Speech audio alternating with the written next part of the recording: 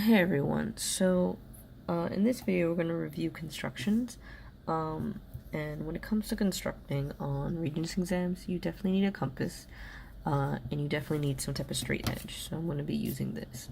Now, in order to get your points, you need to make sure that you leave your construction marks, and your construction marks are technically curved markings, right? Straight lines are not the only thing that can cut it. You need the arc marks. So let's go through these questions and see what we can do for them. So this problem says, based on the construction below, which conclusion is not always true, right? Now what you want to recognize is that this is a construction for a perpendicular bisector, right? There's always two equal arcings, and the purpose of this bisector is to cut this line segment in half. And because it's a perpendicular bisector, there's a right angle forming. So using that knowledge, let's start working our way through the multiple choice. So one says AB is perpendicular to CD. That's correct, because that's the purpose of a perpendicular bisector, to create the right angle. So we're going to cross this out because, again, we're looking for something that is not always true. Now let's look at this. Choice 2, AB is equal to CD. Well, AB is a line segment, meaning that it has a fixed length, but CD, we don't really know if the entire thing is a line segment or a line or a ray. We just don't have enough information. So definitely hovering over choice 2 as our possible answer. Choice 3 says AE is congruent to EB. Well, of course, E is a midpoint due to the perpendicular bisector construction. So we're definitely crossing out choice 3. CE is congruent to DE. This is actually also true, even though point C and point D, even though it's not marked as a line segment, we could just call them the points, and it could be part of a bigger line or whatever. But because this E is the midpoint, the distance from C to E is going to be the same as the distance from E to D. You can think of it as like the diameter between these 2 points, and this is like the radius. So this is actually true. Now, going back to here, C and D looks like it's the same as A and B, but we just don't have enough information to confirm that. So this is not always true. Oh, and one thing I want to point out is that sometimes they do this on purpose, where they give you a diagram where everything looks the same, and even if you use a ruler, it can definitely look the same, but these arc marks were made pretty much out of convenience. Let's say you had a perpendicular bisector where it was like this. This was really A and B, and then C is up here and D is down here. Then and E is here. Then AB is definitely not the same length as CD. This is a diagram where this breaks this rule. So if they give you a diagram where it looks like it works, try and think of another diagram where it doesn't work. And what we call that is a counterexample. Think of a counterexample where this statement would fail, and it'll prove the point. All right, now let's get to number 2. So it's using a compass and straight edge, locate the midpoint of AB by construction. All right, leave all construction marks. This is super important. They're telling you to do this so you can get your credit. If you make your midpoint, but then you erase the construction marks, you're only going to get 1 point from that midpoint, and that's it. You want to get the 2 points, because these are normally 2-point questions. All right, now, because you're finding a midpoint, you're technically using the perpendicular bisector construction. That means you're going to be doing this type of marking. So you're going to take your compass, and when you use your compass, you want to make sure you open it up to a length that's past where the midpoint could be, but not directly on or past the other endpoint. So I feel like this is a good length. You can make it longer. You can make the radius of this longer so you can reach here, but I find this is fun. Now, when it comes to constructing, you want to put most of your pressure weight on the needle point, and you want to be able to freely move the pencil point. Sometimes I see some of you guys doing this, holding this as well. This compass is a bit more structured, where it keeps both legs in place, but some compasses, both sides are pretty loose. So if you hold the needle point and then you hold this, you might end up accidentally shifting the length of it, and that's going to throw your construction off. So you want to not touch this side as much as possible. You want to put more pressure on the needle point, and what you can do, you can actually pick up your paper and you can help have it trace the lines for you, so you don't end up putting like all this pressure on the paper as well. So I already made my first arc, and I made a big arc because my main goal is to have it look like this, where the two arcs are intersecting top and bottom. So I made a big arc from point B. I'm going to go to point A and do the same thing.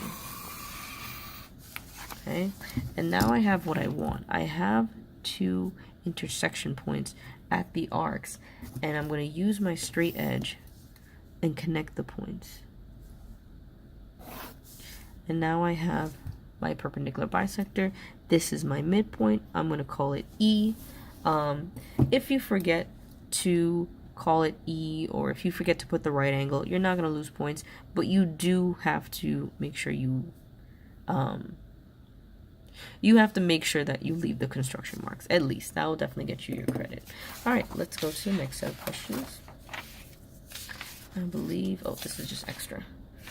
All right, so, oops, let me actually put some papers underneath this so it doesn't rip through. Oop, oop. And double loop. Okay, cool. Now for this next problem, it says on the accompanying diagram of triangle ABC, use a compass and straight edge to construct a median from point A to BC. All right, so we want to somehow connect A to BC. Now a median is a line segment that connects a vertex point to a midpoint, to its opposing midpoint. So that means we need to find the midpoint of BC, which would be somewhere around here, and then connect it to A by just drawing a line. If they ask us a median from C to AB, we would have to find the midpoint here and then connect it to C. So all you need to remember is that medians are line segments that connect to midpoints. Okay, so using that knowledge, I need to find the midpoint of BC. I'm going to use the same construction I did for the other problem. Now, as you see, I feel like this length is too short. I feel like it's too close to the midpoint area, so I'm going to open it a bit wider. Okay, this is better. I'm going to lift and turn my paper.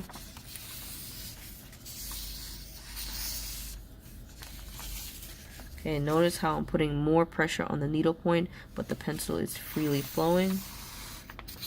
And you might see that my construction marks are pretty light. That's okay.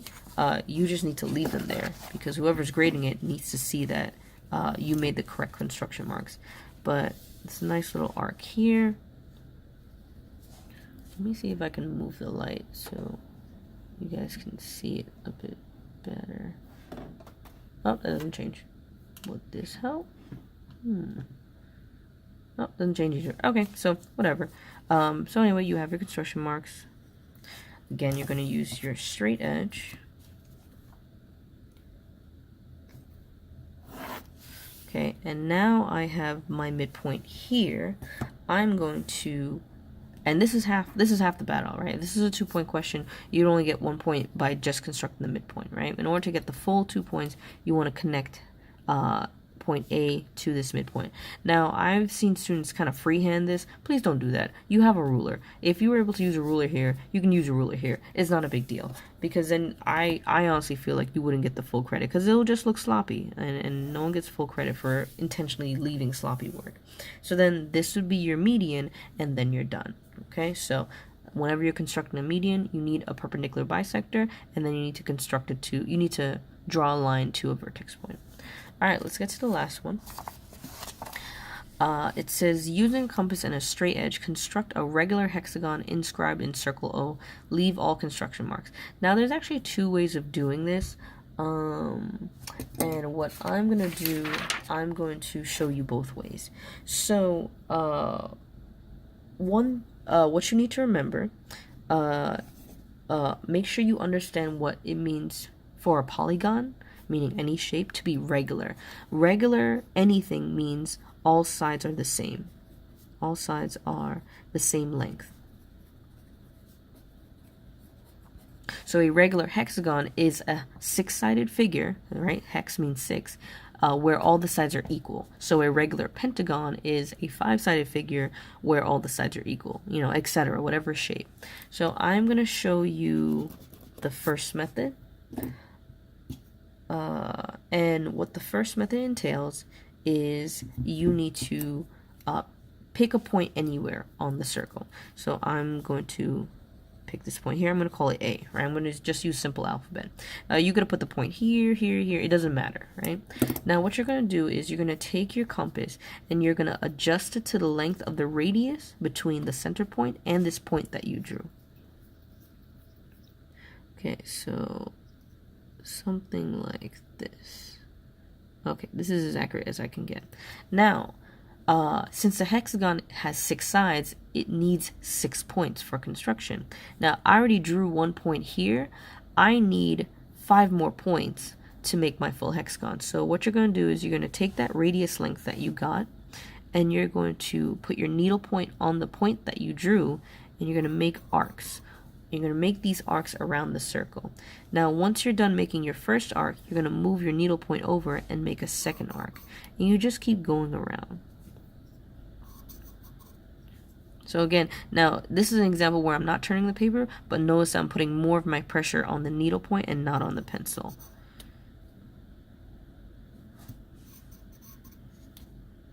So I only need 5 arcs because I need a total of 6 points, and I already drew the first point. So I'm going to call this B, C. This is not necessary unless they tell you to do this, but you definitely want to make sure you're making your points clear. All right. Taking my straight edge, I'm going to connect everything, and then I'll be done. Again, do not freehand this. It will look ugly. You don't want to intentionally make ugly work. Unless, like, that's part of, like, your art project or something, then that's cool. Maybe sing a little song, keep you busy.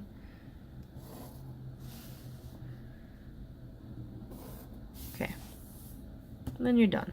Now, like I said before, this is one way of constructing, and one of the reasons why I like constructing this is because you can create right triangles, you can create equilateral triangles. So for example, if I want to create a right triangle, I would just need to let me use a different color.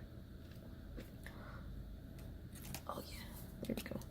If I want to create a right triangle, I would just connect 2 points to make the diameter, and then connect one of the endpoints to an adjacent point. So this is a right triangle.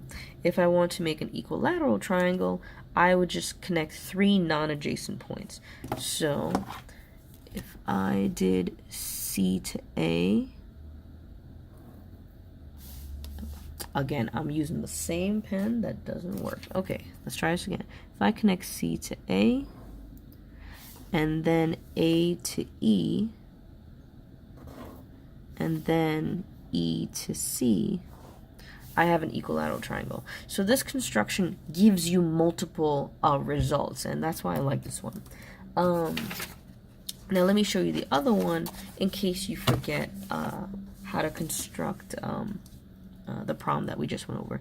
So let's say you're in your same situation. This is point C. I'm just going to open this compass to, you know, some random radius, and I'm just going to make a nice full circle. Just do this quickly. Okay, now if you want to construct a hexagon using a different method, your first step is to draw a diameter. So you're going to take your straight edge, and you can line it up any way you want. I'm just going to do this horizontally because it's easier.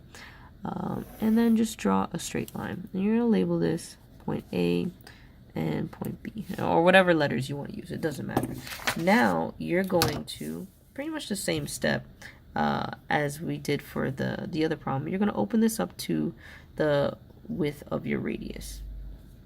So using this, you're going to just draw a big arc like this on one side, go to the other side of your endpoint, and draw a big arc like this.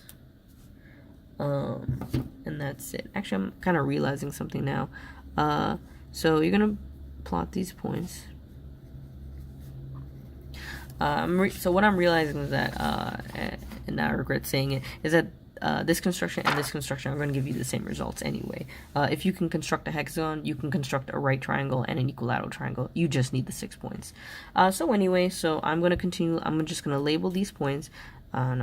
D, O, G, and E, right? And then I'm just going to construct all the points to make my final hexagon. And that's pretty much it again. Because again, you just need those 6 points to construct your hexagon. You can easily construct your equilateral triangle. You can easily construct your right triangle, whichever. And that's it. So if you have any questions or comments, leave them in the comment section below. Like and subscribe, and I'll see you guys later. Bye!